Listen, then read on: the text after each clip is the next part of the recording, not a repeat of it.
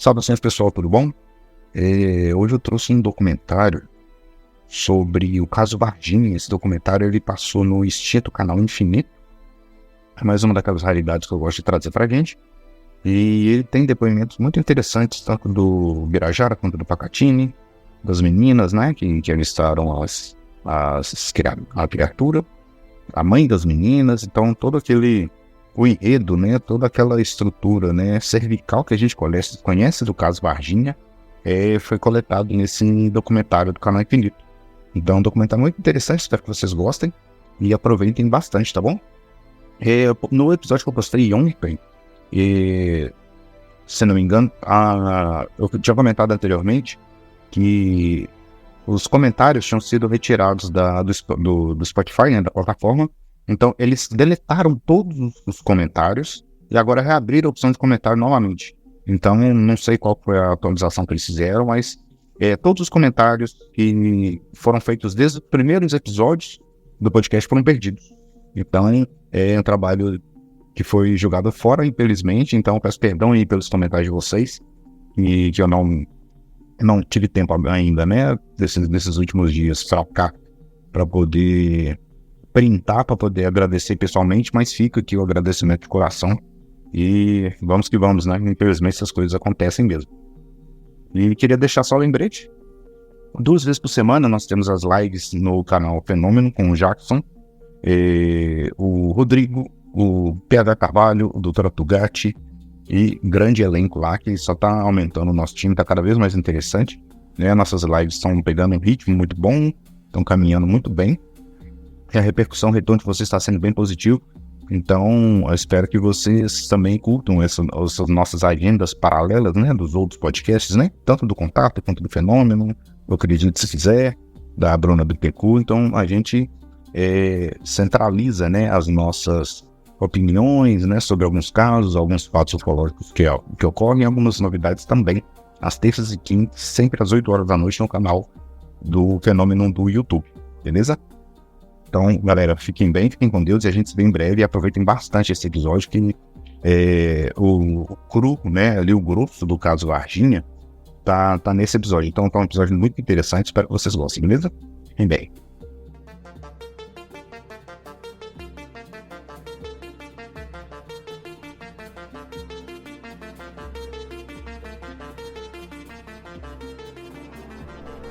Você está ouvindo Projeto Contato Podcast.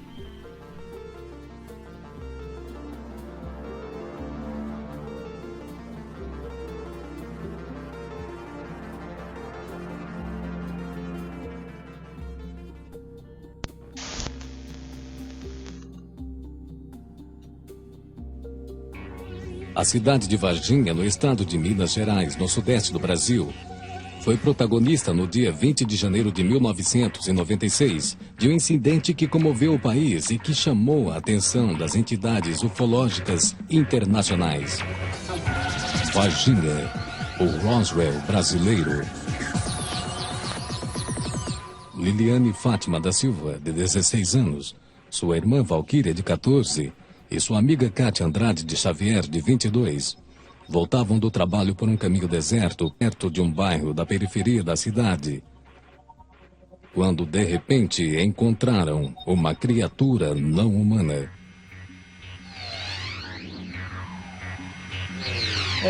Foi dia 20 de janeiro, mas entre 3h30 e 4 horas da tarde. Aí a gente estava passando no Jardim Andere, foi num sábado. No dia que a gente viu, a gente estava ajudando uma moça a mudar, que ela ia mudar, né? E aí a gente terminou de ajudar ela e estava descendo. Só que a gente ia descer por um caminho completamente diferente, não era por esse caminho. E avistamos uma criatura num trilho aberto, assim, não tinha muito mato não, sabe? Normal, um trilho normal. Aí a gente avistou uma criatura bem estranha, bem horrorosa, né? Vou colocar assim, horrível. Na hora que eu olhei assim para baixo, uma coisa me chamou a atenção, que eu olhei aquela pele marrom, escura, tipo que estava assim, suando ou muito oleosa. Eu vi os olhos, né, que era vermelho, grande, vi a pele marrom, umas veias assim no ombro, no braço. De altura devia ter mais ou menos 1,5 metro, mais ou menos, estava agachado, só tirando a base. Os 3 chifres na cabeça, as veias no pescoço, até o braço. Agachado com a mão no meio da perna. Foi só, agora o que é? Eu imaginei tanta coisa que hoje, se eu for pensar para parar e pensar, eu não sei o que é. Na hora que eu olhei aquilo, levei aquele assim, susto e saí correndo, e gritando. Ele olhou para nós, não teve nenhum tipo de agressão com a gente, nem nada. Não botou a mão, não levantou do lugar, nada. Eu senti muito medo, assim, não saía grito, não saía nada. Mas eu senti que ela estava apavorada, que ela olhou assim para mim, assim. Como eu olhei para ela, o medo que eu tava, eu acho que ela estava em dobro. Ela estava assim, como se fosse assim, o ar daqui fazendo mal para ela.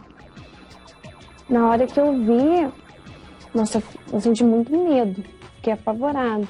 Mas assim, olhando assim, parecia que ele estava triste, assim.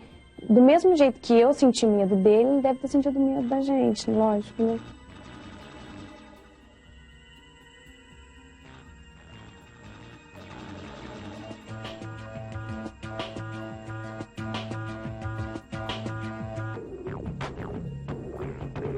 Depois, mais ou menos uma meia hora, no máximo uma meia hora, eu fui de carro até no local para ver se que é realmente, que coisa mais horrível que elas tinham visto, para deixá-las tão abaladas daquele jeito.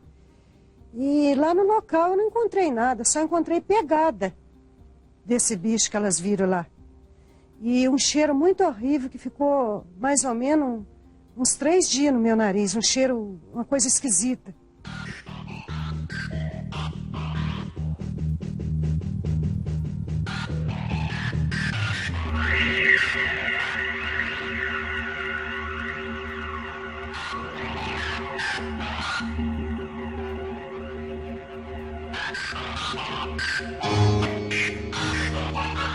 As garotas falam em público. Elas se acostumaram desde o início a receber a imprensa e a divulgação nos meios da própria ufologia. Por quê? Porque nem sequer sabiam o que haviam avistado. Tal era a singeleza na época da sua própria modéstia cultural, nós podemos dizer. Mesmo porque elas jamais afirmaram que viram um ET, um extraterrestre. Nunca o fizeram. E que eu saiba, ainda não fazem no presente momento. Eu sei que eu vi, que eu passei, não desejo para ninguém, porque é difícil. É difícil porque eram muitas pessoas indo atrás da gente, era, assim, muitos jornalistas, era televisão, passei assim, mau pedaço.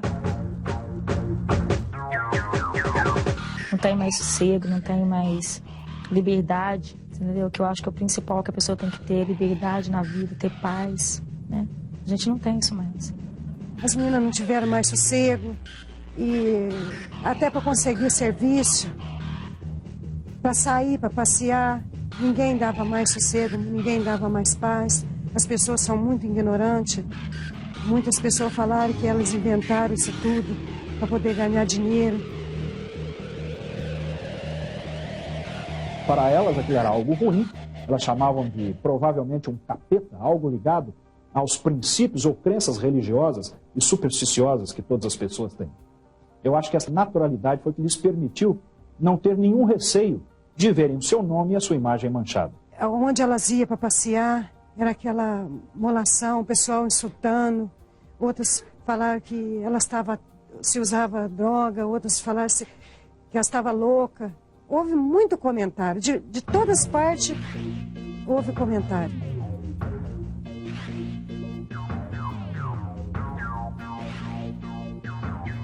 Houve um reflexo direto sobre as garotas socialmente após elas terem divulgado o seu avistamento.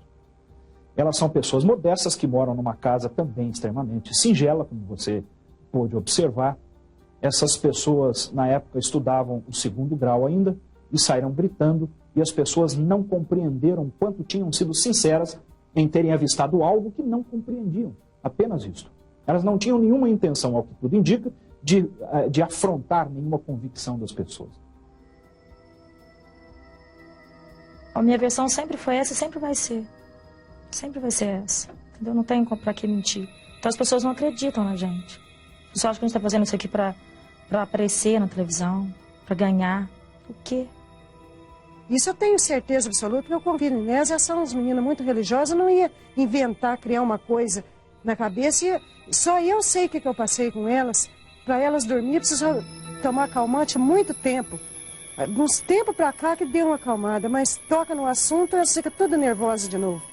Minha vida mudou, assim, mudou muito, porque agora se eu saio, para onde eu vou, todo mundo me conhece e tem gente que quer saber. Sim, tem muita gente que chega interessado no assunto, agora tem muita gente que chega com brincadeiras, ação. As nossas testemunhas têm sofrido vários tipos de problemas, principalmente a ridicularização. As 3 garotas passaram a ser assediadas na cidade por pessoas com deboches, gritando o nome delas, gritando a expressão ET, e principalmente elas foram, sem dúvida alguma, discriminadas, tanto na escola onde estudavam, quanto inclusive em uma instituição religiosa que frequentavam. Você sabe, né, Nícia? E quando elas chegaram, estava multidão de gente, porque era dia, não sei do que lá, que tinha uma festa na igreja. Aí o padre viu ela sentada, as 4 filhas. Viraram e falou assim: vocês vieram para assistir a missa ou para ver o ET de Varginha? Aí todo mundo olhou e começou a rir.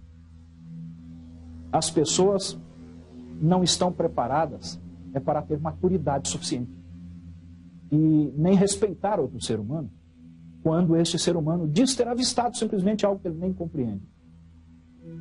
Os ufólogos Ubirajara Franco Rodrigues e Vitório Pacatini acreditaram nas garotas e começaram a investigar o caso, que posteriormente seria a história ufológica do Brasil e do mundo.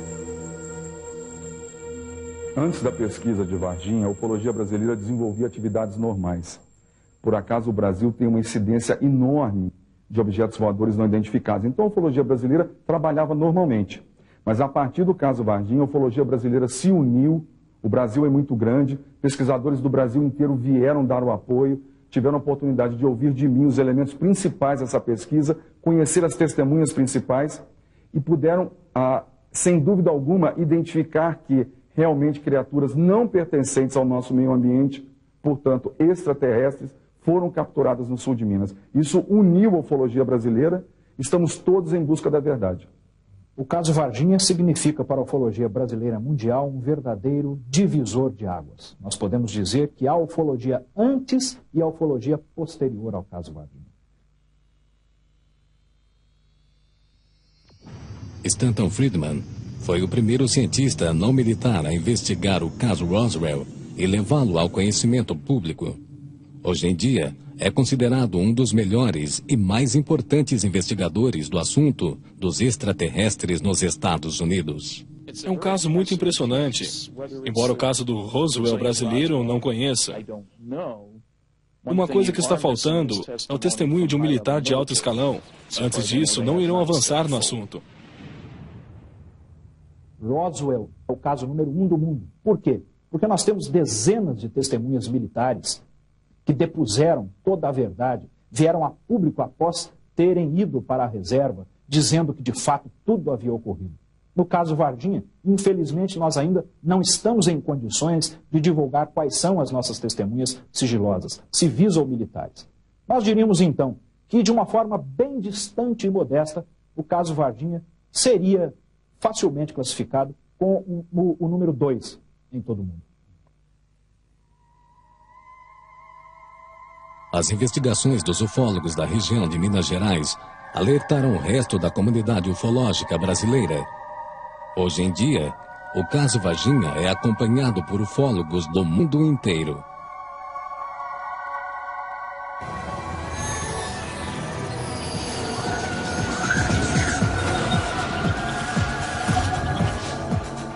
Varginha, o Roswell brasileiro.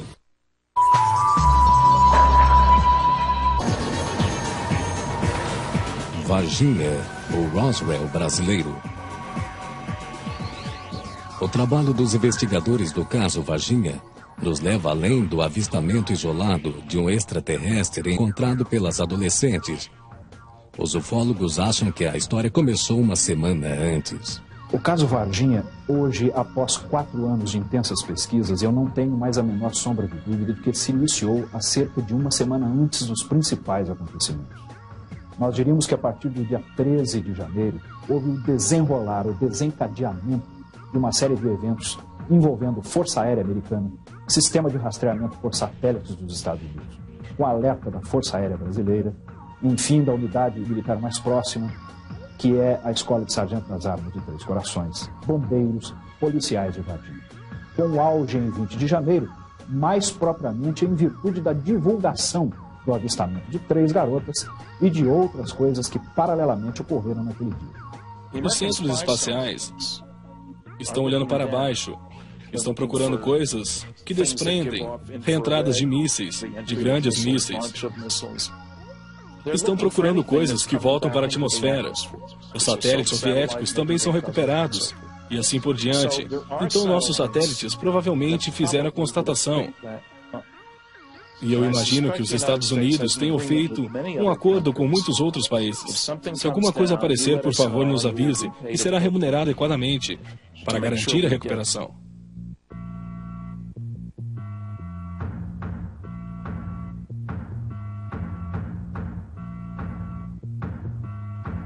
O governo brasileiro foi avisado de uma excessiva movimentação de objetos voadores não identificados nos céus do sul de Minas, com epicentro na região de Varginha, através de um alerta dado pelo sistema de rastreamento por satélites americano, provavelmente com a captação das centrais do NORAD no México. No Novo México, através deste alerta, o governo brasileiro acionou não somente as unidades da Força Aérea mais próximas, que são as bases em estados diferentes, mas tiveram que contar essas Forças Armadas, principalmente com a unidade mais próxima, que é a Escola de Sargento das Armas. Na madrugada de 20 de janeiro de 1996, um casal de camponeses que mora a 10 quilômetros de Varginha viu um objeto estranho voando perto de sua casa. Levantei, naquela noite, perdi o sono e fui até a sala, liguei a televisão e daí os gatos me socorrer. Me socorrer e eu saí na janela olhar e avistei o objeto. Eu vinha vindo nessa direção. Já estava muito fumaça, cinza. Daí fui e chamei ele, meu marido, e nós dois saímos e começamos a olhar. A gente avistou esse objeto passando uns 5 metros de altura. Durou 40 minutos mais ou menos até encobrir bom, que a gente deixou de avistar, né? Estava voando em cima do pasto. Quando eles abriram a janela, o objeto ainda estava ali naquela ponta. 5 metros de altura do chão, a aproximadamente 25, 30 metros de distância, e veio voando. Vagarosamente, voou por 40 minutos. Isso, em termos de pesquisa ufológica, é quase uma eternidade. Muitos avistamentos não duram nem 1 minuto. O avistamento que ocorreu neste local significa para o caso Varginha um dos pontos de início da verdadeira história. Ao que tudo indica, dias antes, o casal que aqui reside, o senhor Eurico e dona Oralina, devem ter observado um dos objetos que provavelmente transportava as criaturas capturadas. Nós dizemos provavelmente porque não temos ainda dados suficientes para atrelarmos as criaturas capturadas a algum objeto voador não identificado. Mas o que mais nos chama a atenção do depoimento do casal é que eles avistaram um objeto visivelmente avariado. Um objeto tipo de um charuto, coberto por uma fumaça clara. Na cauda dele, parecia que é a mesma coisa que você pegar uma serpentina, assim, colocar no ventilador, soprando assim. A gente via era muita fumaceira, né? Aquela fumaça assim, que vinha assim sobrevoando, mas não dá para ver o objeto direito que era, né? Parecia um submarino, aquilo enorme, aquela fumaceira, e nós ficamos olhando assim, espantado. Esse objeto, então, vem voando vagarosamente, soltando muita fumaça, o gado todo correu e eles ficaram lá na janela, como se tivesse assistido a um filme, por 40 minutos observando o objeto voar vagarosamente o campo todo na frente da casa deles, até sumir lá em cima na montanha, rumo à Varginha. A hipótese dos investigadores brasileiros é que o disco voador estava avariado e sobrevoou a área antes de cair. Naquele local, por volta de 10 horas da manhã do dia 20 de janeiro, alguns militares pertencentes ao Corpo de Bombeiros de Varginha, da 13ª Companhia do Corpo de Bombeiros, capturaram uma criatura viva. Segundo algumas testemunhas da região, a criatura foi capturada com redes pelos bombeiros. Nós atendemos as ocorrências que fomos acionados, mas essa ocorrência que era a captura de algum animal ou alguma coisa que seja desconhecido na região ou até mesmo na cidade, nós não fomos acionados desse tipo de ocorrência.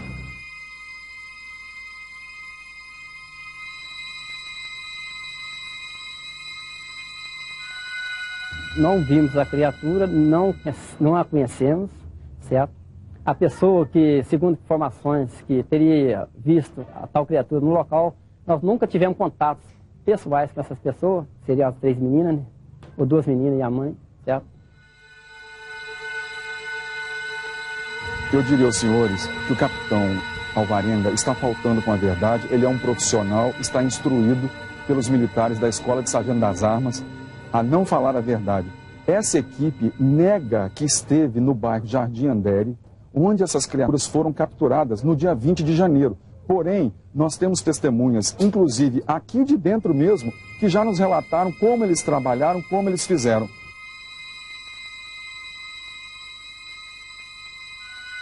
Todas as ocorrências que o bombeiro atende, elas são registradas, são feitos boletim de ocorrência, são lançados no sistema terminal de computadores, são tudo lançados.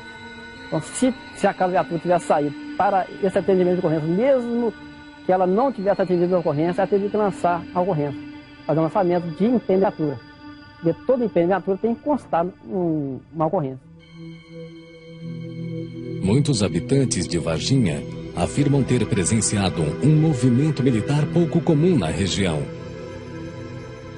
O vigia Eduardo Bertoldo Praxedes, naquela ocasião, entre o dia 20 de janeiro e 23 de janeiro de 1996, estava de trabalho aqui a serviço e pôde notar que caminhões do Exército, porque o único ponto militar aqui do sul de Minas é em Três Corações, a ESA, a Escola de Sargento das Armas, vários caminhões do Exército passaram aqui na frente, rumo a Varginha, porque essa estrada é a estrada que vem de Três Corações para Varginha.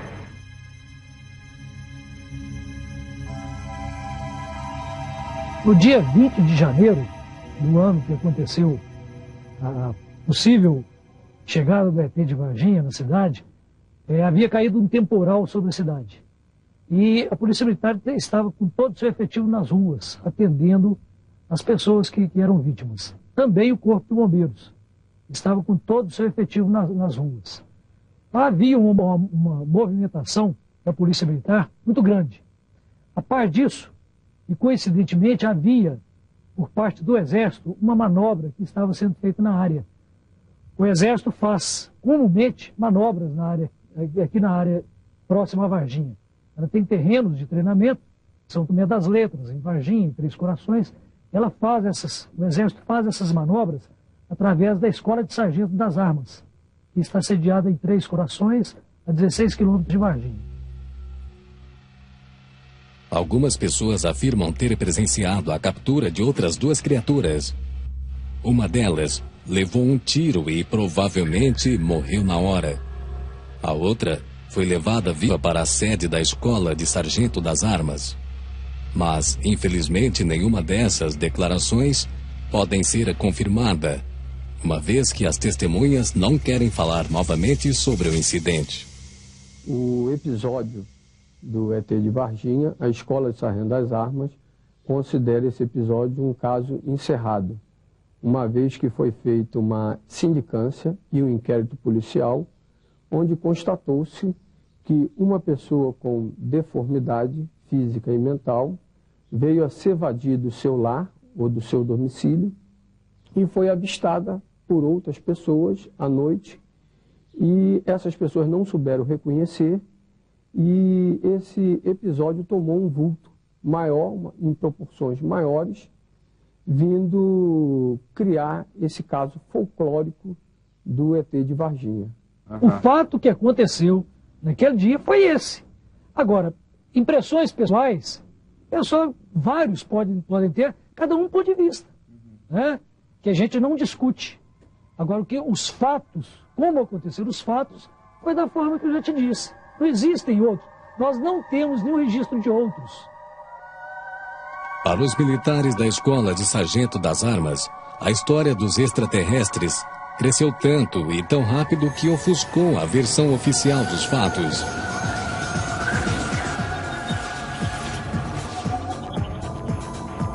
Varginha, o Roswell brasileiro.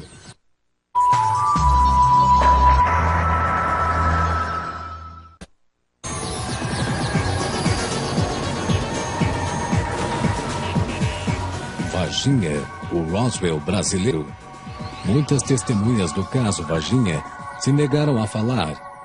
Acharam que poderiam ser persuadidas ou talvez sentiram medo das autoridades. Agora, infelizmente, a quantidade de pessoas que nós temos certeza que avistaram a criatura e se recusam a falar é muito grande. Não sabemos a que processo, ou de constrangimento ou de solicitação, essas pessoas passaram. Mas, visivelmente, estão instruídas a que não falassem nada. As duas meninas, duas moças, disseram ter visto, né, passando aqui próximo ao batalhão, num local que tem uma mata nativa, que é até reserva florestal, elas disseram ter visto um ET. E nós não temos nenhum registro de chegada, não tivemos nenhum contato com o ser extraterrestre, não tivemos nenhum contato com o Exército naquele dia. O que houve foi manobras por parte do Exército nas proximidades da cidade de Varginha e manobras da Polícia Militar e do Corpo de Bombeiros para socorrer as vítimas do temporal que havia abatido sobre a cidade. Não existe nenhum contato.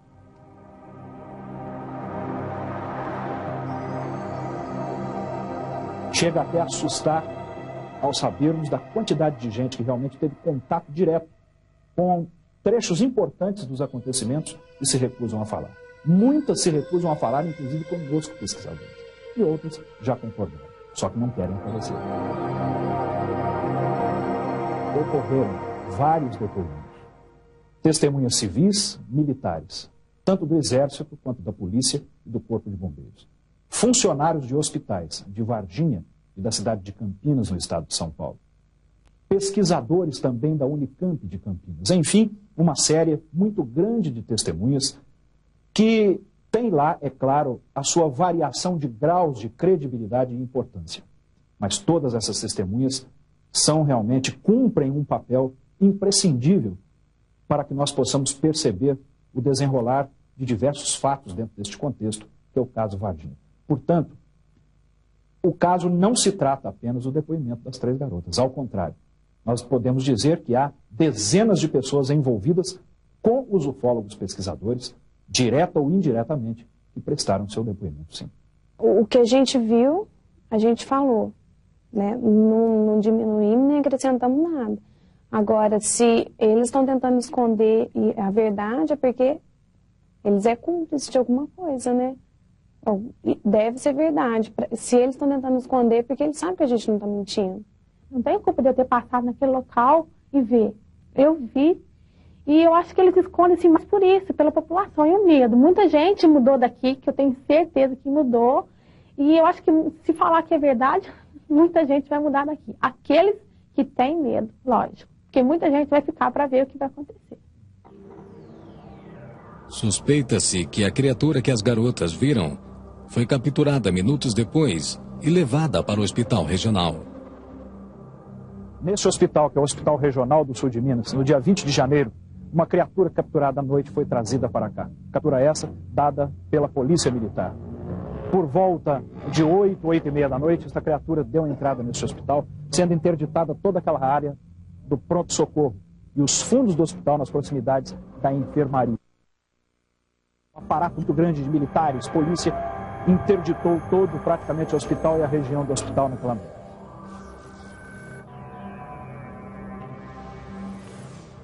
Então, do hospital regional, eles trouxeram para cá o Hospital Humanitas. Uma das razões pelas quais eles precisavam ter vindo para este hospital é porque ele está mais na periferia de Varginha e o hospital regional está no centro de Varginha. Eles precisavam, os militares, de um local mais afastado para que um comboio militar pudesse vir tirar este ser extraterrestre daqui sem chamar muita atenção.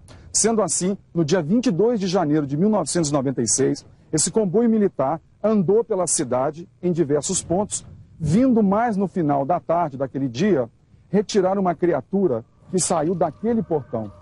Mais de 15 médicos com máscaras, estetoscópios, porque o cheiro que a criatura exalava era de amoníaco e era muito forte. É uma característica dessas criaturas. Os médicos estavam todos de máscaras. Os militares colocaram essa criatura numa maca, depois transferiram para uma caixa de madeira, lacraram com parafusos, enrolaram numa lona plástica e colocaram na traseira de um caminhão, que imediatamente saindo daqui, pegou a estrada periférica lá atrás e foi direto para Três Corações, entrando nas instalações da Escola de Sargento das Armas.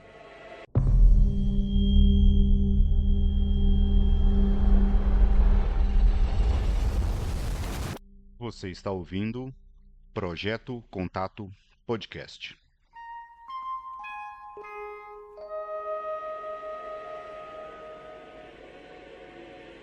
Não sei como o nosso governo, as nossas forças armadas e o nosso meio científico brasileiros enfrentaram essa situação. Mas acredito, não há nada que eu possa afirmar com segurança nesse sentido, que de fato houve uma interferência direta de países do chamado Primeiro Mundo.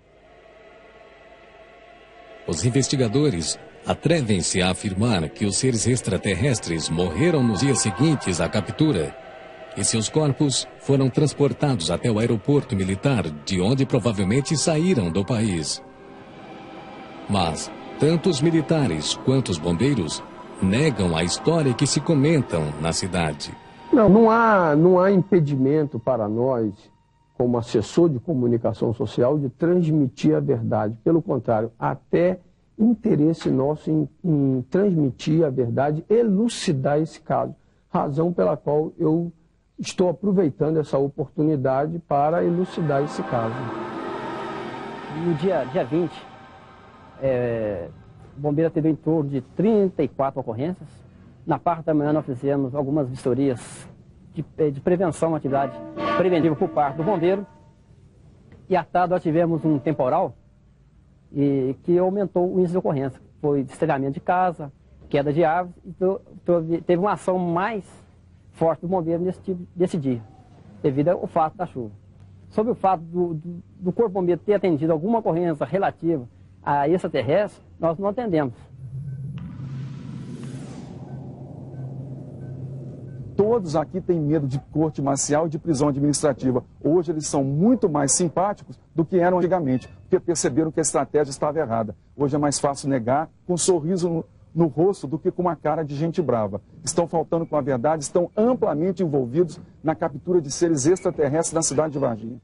O acontecimento que se deu em Varginha, e que pela primeira vez, pelo menos ao que se saiba, houve a captura de duas criaturas, ao menos em princípio vivas, é algo realmente inédito. Outro incidente que alertou os ufólogos foi a morte repentina de um membro da Polícia Militar, que supostamente participou da captura dos extraterrestres, no dia 20 de janeiro de 1996. Sua irmã Maria Antônia Tavares disse que Marco Eli Xerezi saiu para uma missão importante e que dali a poucos dias morreu. Meu irmão trabalhava na polícia, era um P2 e trabalhava também no táxi, era motorista de táxi nas horas vagas. Dia 20 de janeiro, por volta das 18 horas, houve uma forte chuva de granizo aqui. Meu irmão estava de serviço na P2, Polícia Secreta Paisano, e trabalhava numa Prêmio Branco, ele e o Cabo Lopes. Nesse horário ele se molhou, porque a porta do lado do motorista não tinha vidro. Ele foi na casa da minha mãe por volta das 7 horas para trocar de roupa, por causa da chuva. E falou para minha mãe que estava numa missão muito importante. E a gente perguntou para ele o que tinha acontecido. Ele falou para nós assim que isso ainda ia dar muito pano pelas mangas. Certo? Que ele não podia comentar sobre o assunto.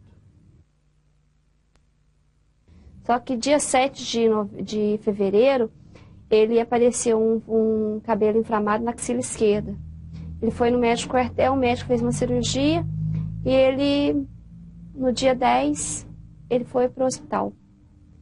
No dia 15, ele faleceu por volta de meio-dia e 15, de 11h45, ele faleceu. E aí começou toda a série de investigação.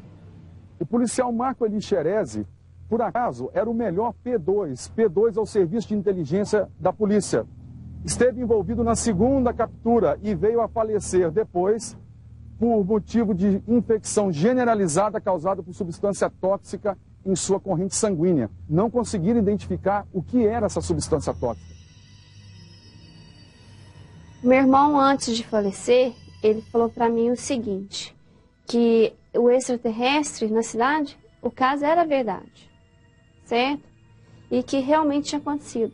Só que a população de Varginha não tem mente aberta para saber do fato. Por isso que eles não assumem o fato dentro da cidade. O soldado que morreu, que muita gente fala que foi em virtude de contato com o ET, os médicos que trataram dele desmentem essa versão, tem a versão para a morte do soldado. Nós temos os parceiros daquele soldado que trabalharam com ele no dia, inclusive, né? E que não tem nenhum contato. Agora, muita coisa se levantou. Possível de sido um extraterrestre na cidade de Varginha? Olha, isso muito se comenta no mundo inteiro. Não tem nada do meu irmão no computador daqui da polícia, foi tudo apagado. E nessa época, do dia 20 ao dia 30 de janeiro, meu irmão recebeu um elogio, certo? Por uma tarefa executada com sucesso. Certo? Esse elogio não pôde sair para a guarnição, não. Foi só lá para eles. Por quê? Isso aí meu irmão falou. Alguns meses depois, em abril daquele mesmo ano, a senhora Terezinha, de 64 anos, viu uma criatura estranha durante uma festa que aconteceu no zoológico de Varginha.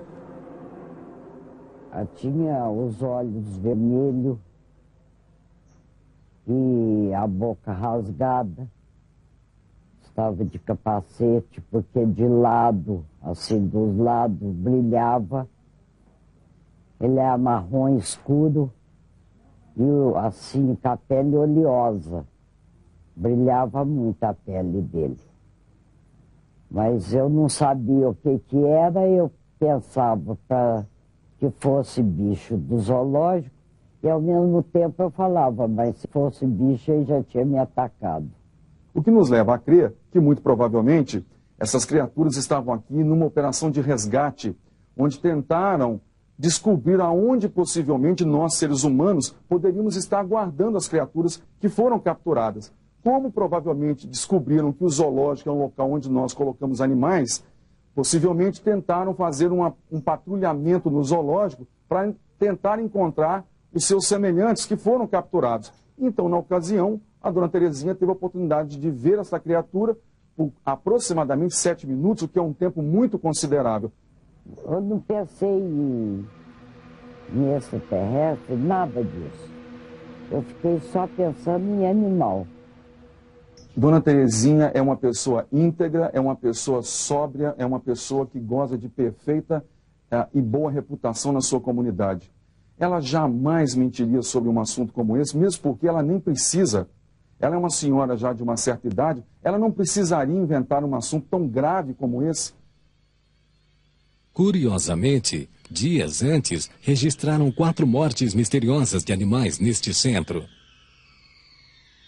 Certo? Foram 4 animais que morreram de maneiras iguais, sendo espécies diferentes, e a gente não concluiu uma causa mortes para esses animais. Apesar dos sintomas serem todos eles parecidos, a gente tinha uma mucosa gastrointestinal enegrecida. Em todos os animais eram uma anta, 2 veados e uma jaguatirica, animais que têm hábitos alimentares diferentes, se alimentam de alimentos diferentes, né? E com causas parecidas. A anta e um dos veados foram examinados em Belo Horizonte e determinaram que tinham sido vítimas de envenenamento.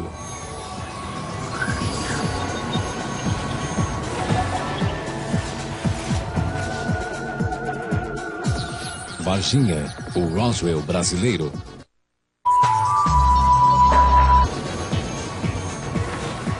Varginha, o Roswell brasileiro. No dia 29 de abril de 1996, Luísa da Silva, mãe de Liliane e Valquíria, recebeu a misteriosa visita de 4 homens vestidos de preto, que não se identificaram, e ofereceram a ela uma grande soma em dinheiro se as meninas negassem a história do extraterrestre. Me lembro que foi às 10 horas da noite. A gente já estava preparando para dormir, porque todo mundo acorda às 6 horas. Nisso abre o portão e entrando 4 homens.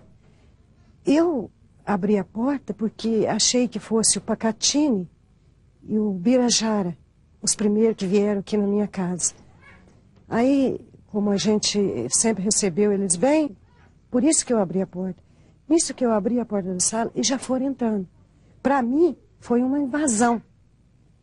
E falou para mim, tranca seu portão que a gente tem que falar com a senhora e as garotas em particular. Aí eu falei, entra, né? Fiquei até assustada com aquilo. Aí eles falaram para mim que 2 deles anotavam tudo que a gente falava, o que eu e as minhas filhas falavam. E 2 ficavam mudos, não conversou de jeito nenhum. Aí falaram, pois é, dona Luísa, a gente veio aqui para tentar conversar com a senhora, porque a gente tem uma ótima grana para oferecer para a senhora, se a senhora sair com as suas filhas para fazer uma reportagem, não sei aonde, para as meninas e a senhora afirmar, mentir, que as suas filhas não viram nada. Homens de preto invadiram a casa dela e tentaram suborná-las. Mesmo sendo pessoas pobres, não aceitaram o suborno, porque a dignidade não se compra. Que pode vir quem quiser, com dólares, com qual dinheiro for, que a gente nunca vai falar mentira, sempre vai ser a verdade. Os homens de preto, como são conhecidos popularmente, são indivíduos que visitam testemunhas de avistamentos importantes de OVNIs para convencê-las a não divulgarem as histórias. Muitas pessoas acham que são agentes secretos dos governos ou dos próprios extraterrestres. A visita que a senhora Luísa Silva teria recebido de prováveis homens de negro é algo extremamente curioso dentro do caso e dá até um aspecto folclórico e cultural interessante de ser discutido. Se por um lado tudo indica que ela tenha recebido a visita de agentes de algum serviço de inteligência, que folcloricamente a ufologia chama de MIBs ou Men in Black, é uma verdade, nós temos por outro lado uma série de outras hipóteses que também podem ter contribuído para explicar a visita desses cidadãos. Todinho preto. São 4 homens. Todos eles vestidos de terno preto. Não sei quem que é, nunca vi essas pessoas, não sei de onde que vieram. Podem ter recebido a visita de agentes de inteligência ou podem ter recebido a visita simplesmente de pessoas que vieram procurar elas e desmentissem tudo por simples falta de interesse filosófico ou, melhor, religioso. Vittorio Pacatini disse ter material gravado com declarações de pessoas que garantem ter visto as criaturas e até participado na operação de captura. Os testemunhos que eu tenho em mãos, tanto de civis como militares, que não querem aparecer ainda, são muito importantes, porque é a prova definitiva que eu tenho em mãos que as operações realmente aconteceram, porque muitas das pessoas participaram das operações todas que envolvem a pesquisa de Varginha.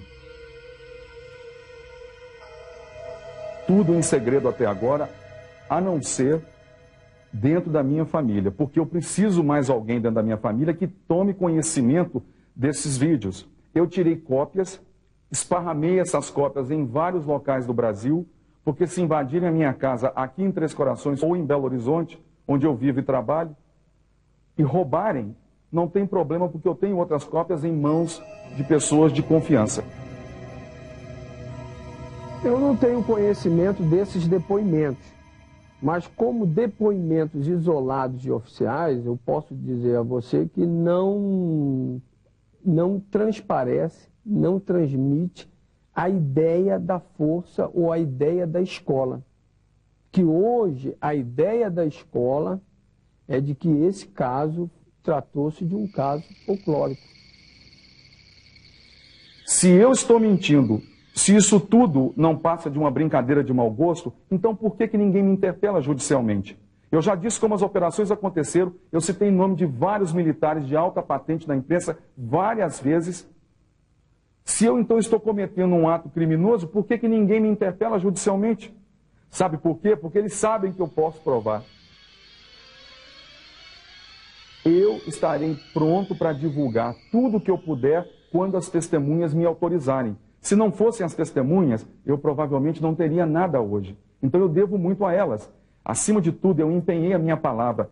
É o meu maior patrimônio. Eu não vou traí-las jamais. Espero que muito em breve me deem autorização e eu possa revelar tudo que já sei, que por acaso não é pouco. Portanto, as testemunhas sigilosas servem exclusivamente para os ufólogos. Para o público, servem praticamente de nada. Nós reconhecemos isso e temos que admiti-lo. Os militares, eles querem abafar o caso agora, porque ainda está muito cedo. Eu acho que nem eles sabem realmente o que é, porque acho que se eles soubessem, eles já tinham chegado na frente de uma câmera e falado, ó, gente, aquela história foi verdade, aconteceu isso, é desse jeito mesmo que as meninas viu. Mas assim, enquanto não estudar, enquanto não pesquisar direito o que é, eu acho que eles não vão mostrar, não. Não vão falar que é verdade, que isso realmente aconteceu. Varginha é uma área bastante populosa. Não é como a área de Roswell, onde não existe nada em volta. Você dirige 90 quilômetros sem encontrar com ninguém por lá. Estou antecipando algumas informações que seriam conhecidas. E uma das coisas boas foi que a cobertura feita pela imprensa foi positiva, amigável, e isso encoraja outras pessoas a falarem. Porque a imprensa americana sempre acaba lançando alguma notícia de forma jocosa, e isso desencoraja muitas pessoas quanto à divulgação.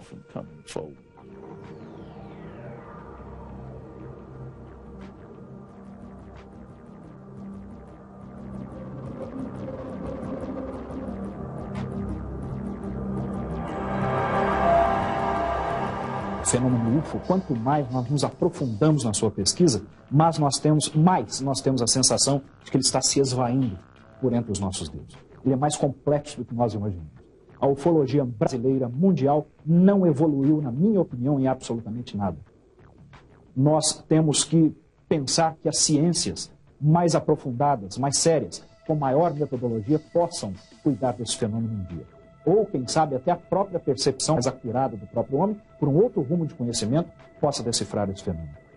Eu espero que a revelação do fenômeno OVNI ocorra dentro dos próximos 10 ou 20 anos.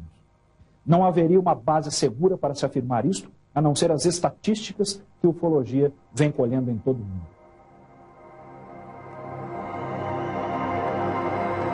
Eu acredito que a investigação de OVNIs, objetos voadores não identificados, não só no Brasil como no mundo, vai florescer, vai se intensificar cada vez mais, porque o espaço é a fronteira final para o homem. Não vejo, pelo menos dentro da minha carga de conhecimentos, algo mais importante e mais definitivo em termos de mudança do homem ou da mente humana, que não seja exatamente a relação da existência provável de seres inteligentes em outros planetas. Nada mais, no meu modesto ponto de vista, pode ser mais importante. Temos uma perspectiva terrível. Não podemos ter a pretensão de sermos o centro do universo. Copérnico achava que a Terra seria o centro do universo. Mas ainda precisamos nos encorajar para não acreditar que estamos aqui, que ninguém mais vai chegar, e que então podemos fazer o que desejamos sem nos preocupar com mais nada. Bem, isso é um erro. Vamos estar no espaço muitas vezes nesse novo século. E seria bom se reconhecêssemos que não fomos os primeiros.